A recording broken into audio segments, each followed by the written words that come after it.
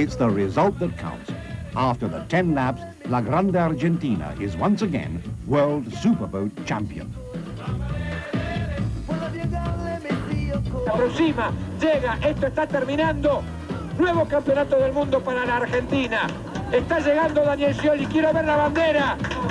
Bicampeón, bicampeón del mundo Daniel Scioli con la gran Argentina. Esto terminó al final. Por fin vi una bandera a cuadros. Sí. Déjame dar un beso a mi mujer. Ya te dejé. La emoción más grande de mi vida, ¿qué te puedo decir? Impensable. Hemos luchado mucho, hemos trabajado mucho para esto, pero fueron dos carreras fantásticas. Berto tenía muchas ganas del título de la Baby, porque más de una vez se nos decía, bueno, a ver qué pasaba, con quién corríamos, contra quién corríamos. Ahí está, 27 lanchas, todas con motores iguales, ¿ok? Como deportivo.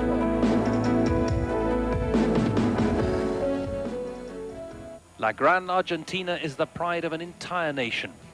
Its construction was ordered by President Menem himself.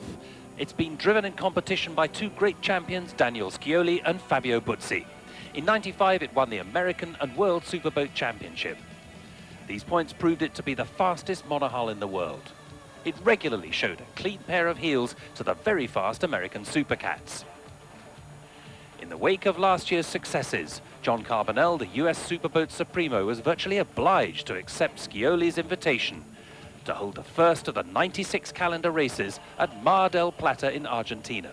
Massive crowds were drawn to the event, and Friday's parade showed just how much the Argentinian people follow the sport and love their champion. Even the US competitors admitted they had never seen anything like it.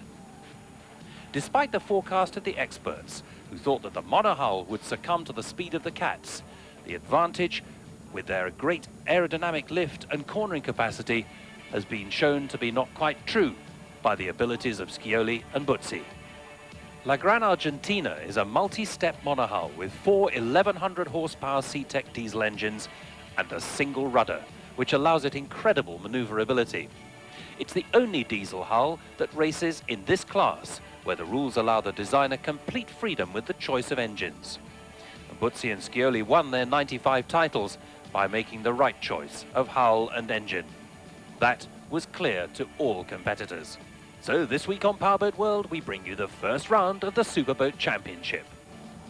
For the first time in the history of the sport, 11 American hulls left their home waters. Carbonell, Scioli and the Yacht Club of Argentina also included the Austrian Bohink, Charles Burnett, who's based in England, and the Arab Farol in the lineup.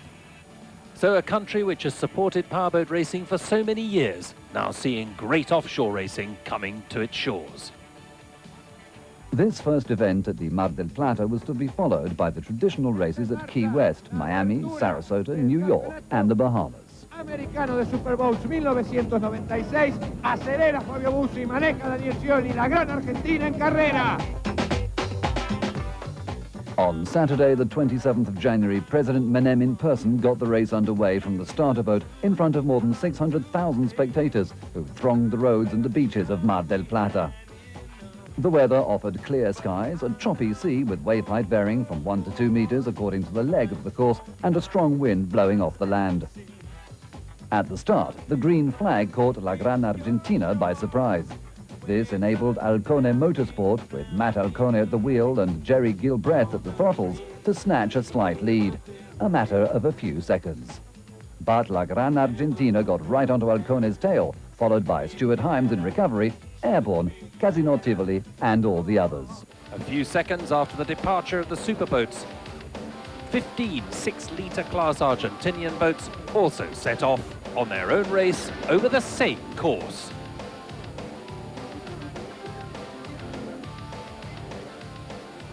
A ding-dong battle for the lead developed between La Grande Argentina and Alcone Motorsport, and the crowds just loved a continuous change in the lead. Buzzi and Scioli pushed things to the limit, taking big risks, especially over the course sections furthest from the shore.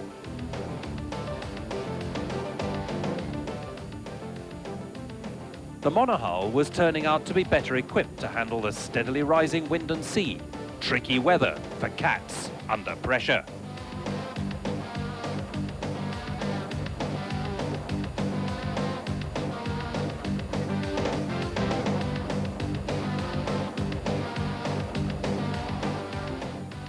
La Gran Argentina took the lead on the third lap. Alcone was in second place, Recovery in third. All the others were by now much further back in the order.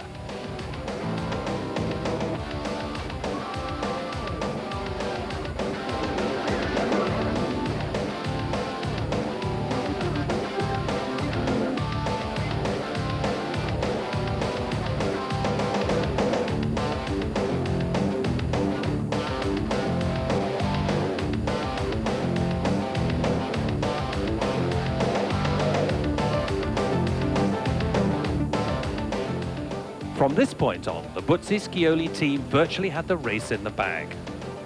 The remaining laps taken at an incredible average of 100.6 knots. Their overall race time, 57 minutes and 28 seconds, having lapped all the other boats up to second placeman Alcone.